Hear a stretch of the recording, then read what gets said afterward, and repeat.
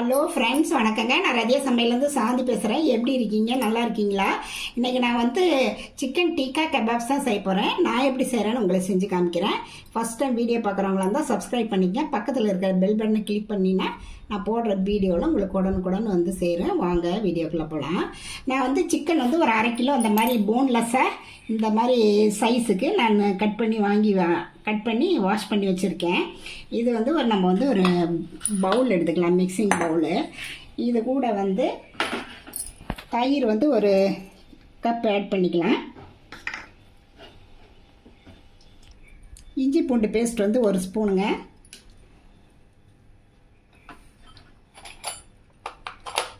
மல்லித்தூள் 1 டீஸ்பூனு. மிளகாத்தூள் அது 1 டீஸ்பூனு. கரம் மசாலா அது ஒரு 1/2 டீஸ்பூனு. மஞ்சத்தூள் கொஞ்சமாக போட்டுக்கலாம், ஒரு 1/4 டீஸ்பூனு. அப்புறம் பெப்பர் அது ஒரு 1/2 டீஸ்பூனு. இதுக்கு அளவாக உப்பு,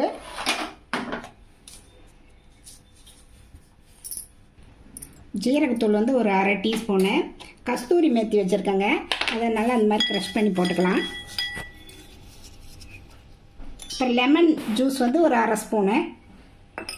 ஃபுட் கலர் ரெட் கலர் கொஞ்சமாக ஒரு பிஞ்ச் போடுறேன். குக்கிங் ஆயில் எந்த ஆயில் வேணாலும் எடுத்துக்கலாம், அது ஒரு கப் ஊற்றிக்கலாம். இதெல்லாம் சேர்ந்து இப்படி நல்லா மிக்ஸ் பண்ணிக்கலாங்க. நல்லா இந்த மாதிரி மிக்ஸ் பண்ணிக்கலாங்க. மிக்ஸ் பண்ணிவிட்டு நம்ம இந்த சிக்கனை இது கூட சேர்த்து நல்லா இதெல்லாம் கலரி ஒரு 1/2 மணி நேரம் மேரினேட் ஆகட்டுங்க. அதுக்கப்புறம் நம்ம பொரிச்சுக்கலாம்.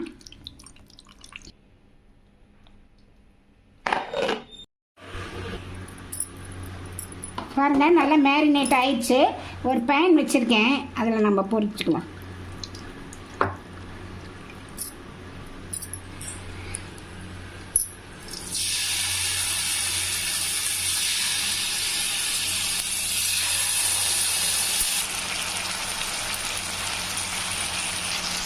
ஹை ஃப்ளேமில் ஒரு 5 நிமிஷம் அப்படியே வேகுதுங்க.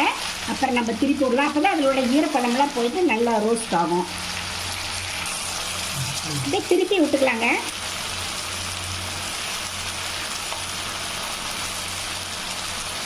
இந்த ஈரப்பதம் போனதுக்கப்புறம் அப்புறம் மீடியம் ஃப்ளேம் லோ ஃப்ளேமில் வச்சுக்கலாம்.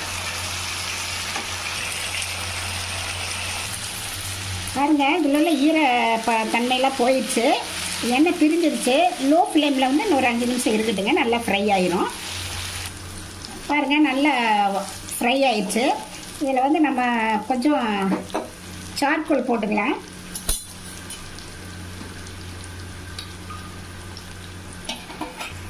இதில் கொஞ்சம் பட்டர் ஆட் பண்ணி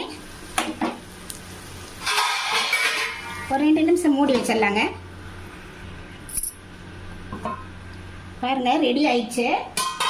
வேறு ஒரு பாத்திரத்துக்கு மாற்றிட்டு காமிக்கிறேன்.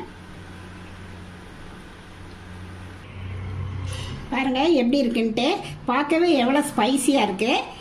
இது ரொம்ப ரொம்ப டேஸ்ட்டாக இருக்கும். நீங்களும் இது மாதிரி ட்ரை பண்ணி பார்த்துட்டு எப்படி இருக்குன்னு ரதியா சமையலுக்கு சப்ஸ்கிரைப் பண்ணுங்கள், லைக் பண்ணுங்கள், ஷேர் பண்ணுங்கள். அடுத்த வீடியோவில் வேறு ரெசிபி சந்திக்கிறேன். வணக்கங்க.